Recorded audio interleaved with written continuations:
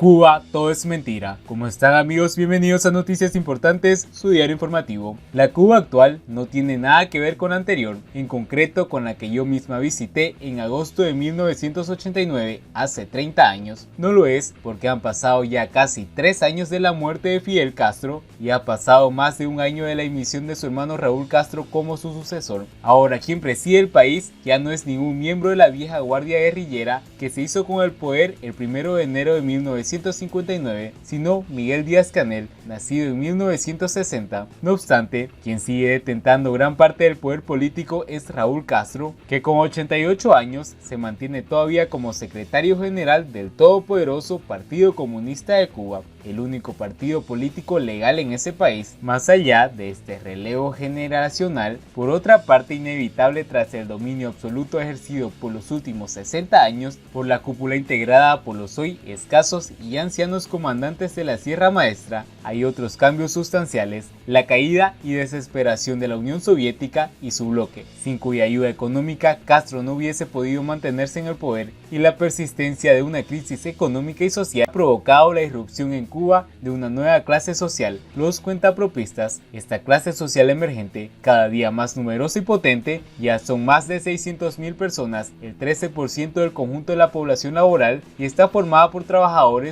por cuenta propia, ahora legales, muchos médicos, abogados, ingenieros, profesores o antiguos funcionarios que se han convertido en conductores y taxistas privados, trabajadores domésticos, dueños de pequeños locales comerciales, restaurantes o paladares, bares, peluquerías, arrendadores de habitaciones en sus casas, fontaneros, electricistas, carpinteros. Su clientela ya no son los turistas, sino muchos extranjeros residentes en Cuba, y cada vez más también por otros cuentapropistas. El cuentapropismo: el Estado no puede hacerlo todo, no debe hacerlo todo, no sabe hacerlo todo. Me lo decía un empleado mítico del Hotel Nacional de La Habana al despedirme. Después de un mes en mi estancia en ese país, esta conclusión, tan simple y tan evidente, está en el origen del cuentapropismo, como una nueva realidad política social de Cuba, al igual que gran parte de los edificios centenarios del Malecón y La Habana Vieja. Con la ciudad a punto de celebrar los 500 años de su fundación, el viejo sueño del castrismo se cae a pedazos. Todo es mentira,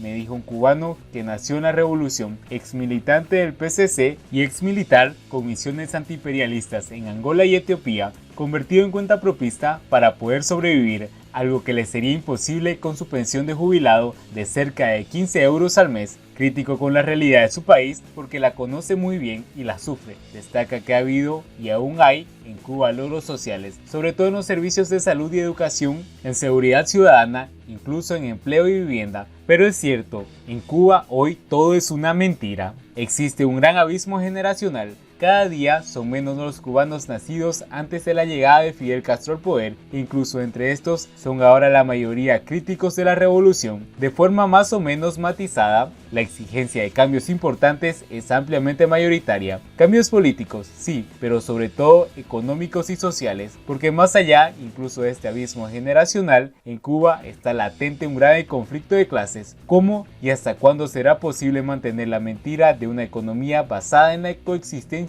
en un mismo país de dos monedas, el CUP o peso cubano y el CUC o peso convertible, con un valor oficial de cambio que no tiene nada que ver con la realidad? ¿Cómo y hasta cuándo el Estado podrá mantener empleado el 75% de los cubanos? ¿Cómo y hasta cuándo podrá existir esta gran mayoría social de los cuentapropistas cada vez más numerosos? Porque los cuentapropistas son los únicos cubanos que tienen acceso al peso convertible y son una clase media emergente con creciente capacidad de consumo, a diferencia del resto de los cubanos. ¿Cómo y hasta cuándo un cambio económico tan importante como este será compatible con los salarios de miseria? Tras el incremento del pasado mes de julio, reciben los cubanos, empleados o pensionados por el Estado, el más común, entre 11 y 16 euros al mes, hasta llegar al tope máximo de 120 euros. Ensoñación revolucionaria: Díaz-Canel, comunista fiel a los Castros y a la cada día más menguada vieja guardia de la PCC, se enfrenta a un reto muy difícil: la ensoñación revolucionaria del castrismo, con toda su retórica de un igualitarismo extremo basado en una supuesta moral revolucionaria y solidaria. No da más ya de sí. Incluso la Venezuela bolivariana no puede ayudar a Cuba a causa de sus propios problemas, mientras Donald Trump, tan cercano a las posiciones más radicales del exilio cubano en Miami, Miami, que equipara a Cuba con Corea del Norte, Irán o Venezuela, ansía poder hacer realidad lo que en 1898 le propuso un enviado a William McKinley, a la reina Mariana Cristina, la compra de Cuba por Estados Unidos, ahora tal vez gratis. Siguiendo con las noticias, Mike Pompeo afirma que daña a los cubanos la votación de la ONU contra el embargo de Estados Unidos. El secretario de Estado de Estados Unidos, Mike Pompeo, afirmó que la votación de las Naciones Unidas contra el embargo de este país daña a los cubanos. La votación de la ONU fue una distracción y francamente triste. Daña al orgulloso pueblo cubano, escribió Pompeo en su cuenta de Twitter. La resolución del gobierno de Cuba contra el embargo de Estados Unidos volvió a recibir este jueves un voto favorable de casi la totalidad de los países presentes, 187 frente a la negativa de Estados Unidos, Israel y Brasil. Pompeo, quien se encuentra de visita en Alemania justo cuando se cumplen los 30 años de la caída del muro de Berlín, agradeció asimismo el apoyo de las dos naciones y su compromiso con los derechos humanos del pueblo cubano. El potencial de Cuba no estará hasta que el régimen de Castro deje de administrar mala economía y de reprimir al pueblo cubano, agregó la citada red social. En la Asamblea General de la ONU, la representante permanente de Estados Unidos en este organismo internacional, Kelly Craft, señaló que da pena ver el futuro de 11 millones de cubanos diezmado por las elecciones informadas y específicas de sus dirigentes. Los Estados Unidos no son responsables del régimen cubano y sus abusos. No aceptamos la responsabilidad de estos abusos y nunca lo haremos. Después del voto de Brasil contra la resolución del gobierno de Cuba, el presidente Jair Bolsonaro dijo que somos favorables al embargo de Cuba porque aquello no es una democracia, sino una dictadura y debe ser tratada como tal.